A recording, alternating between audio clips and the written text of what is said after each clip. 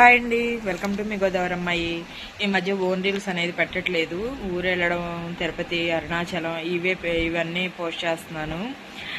అయితే నాకు రీసెంట్గా ఒక అనుభవం అయితే జరిగిందండి.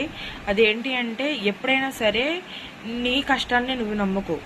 అది ఇంకొకరి కష్టం మీద ఆధారపడి బ్రతకాలని చూస్తే మాత్రం అసలు నువ్వు కనీసం ఏదో ఒక రోజు అనుకోని ఊహించని రేంజ్లో దెబ్బతింటావు.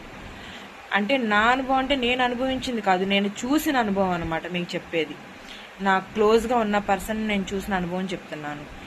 నువ్వు కనీసం పల్లీలు అమ్ముకునైనా బ్రతుకు తప్ప వేరే వాళ్ళ కష్టం మీద నువ్వు బ్రతకాలి అని అనుకోవడం మాత్రం నీ జీవితంలో నువ్వు చేసే మొట్టమొదటి పెద్ద మిస్టేక్ అనమాట.